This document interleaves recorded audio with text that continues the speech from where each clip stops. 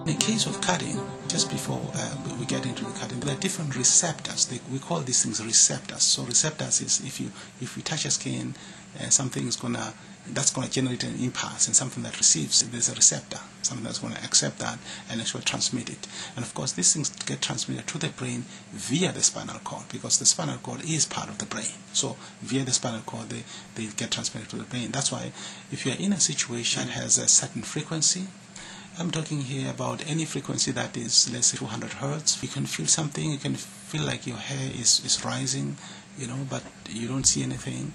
And that might actually be the result of some kind of a vibration that is happening at a certain frequency. And at that point, you cannot see anything, but you can detect something. You'll feel a tingle in the spinal cord. That's because that information is being transmitted via the spinal cord to the brain, right, to be processed there. In the case of cutting, there are some specific receptors that deal with this aspect of mostly about touching, the aspect of touching, and the aspect of pain as well.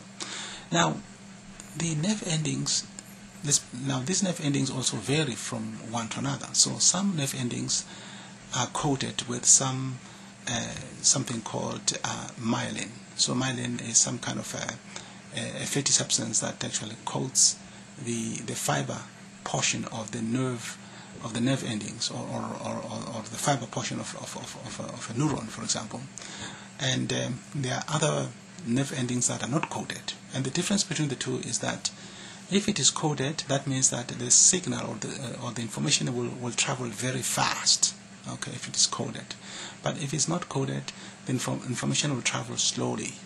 Okay, so that it is just it makes a difference in terms of signal conductance, how the signal is conducted, or in terms of speed, signal speed, the propagation of the signal. It travels slowly if it's not coded. But I mean, it's slow, but it's still fast, though. I mean, it's enough for the brain to know that there has been a change in this particular case. It is interesting that some of the nerve endings are not coded with myelin.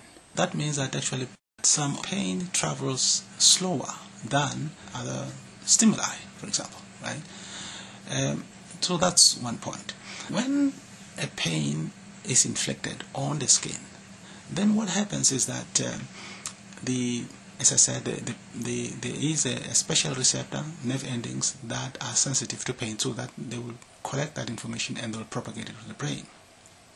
There's another chemical called beta endorphin, and the job of that particular chemical is to suppress pain. So it's like a powerful painkiller. In fact, it is, I think, more powerful than morphine, for example. So that's how powerful it is.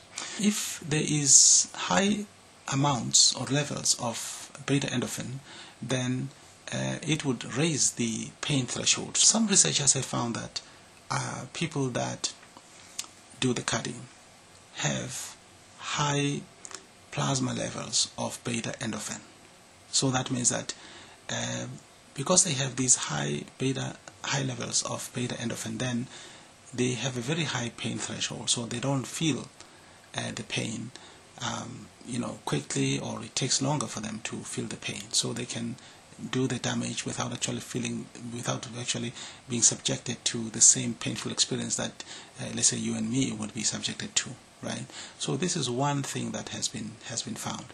But also as a result of high levels of beta endorphin, what was also interesting is that this also triggers other chemicals. So there's another chemical, for example, called dopamine. Dopamine is a chemical that allows us to feel pleasure, to have a sense of pleasure, and it does happen that people that do the cutting suddenly experience a state of euphoria. They feel very euphoric. Some of them actually become aroused as a result of that euphoria. It has been suggested that the reason they feel that is because now there's an increase now in the levels of beta endorphin as well as dopamine.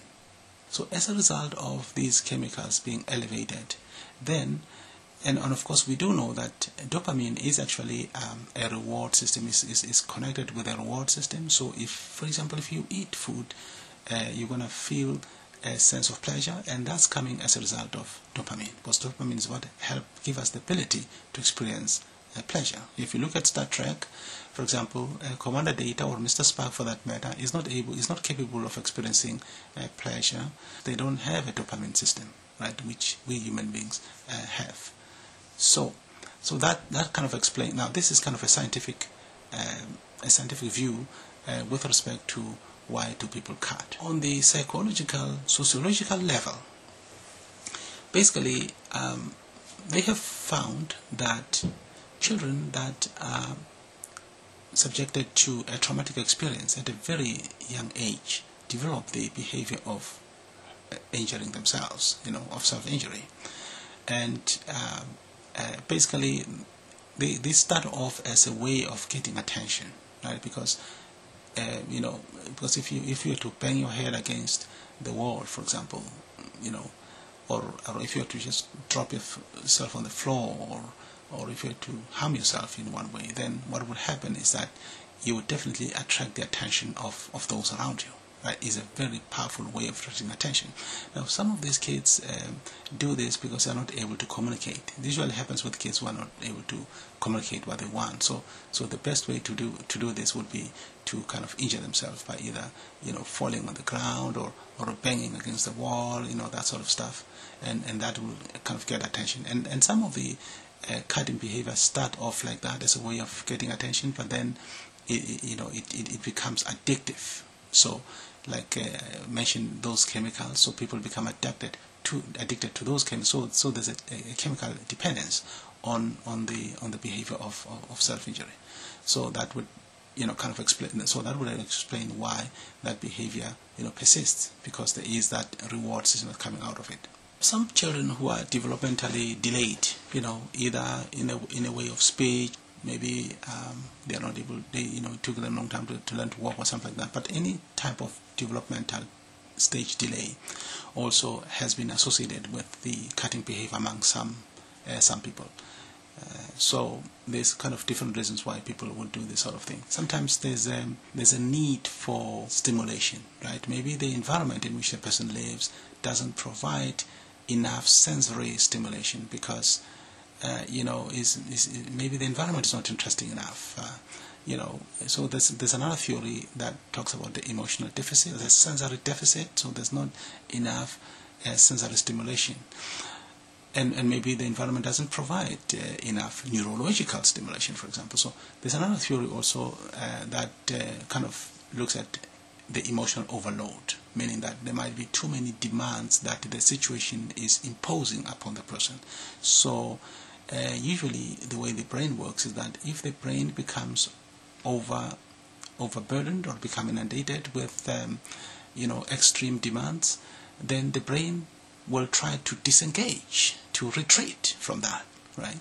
And one way of retreating is depression, is to become depressed, because by being depressed, that means you lose interest now in what's going on in the environment. So some of the things that might be looked at is whether there are any extreme demands in the situation that the individual is being subjected to. So you may want to look at that, if there are any demands that are being imposed upon a younger sister, and she finds no escape from those demands, or whether there are enough avenues for her to communicate what she wants or how she feels.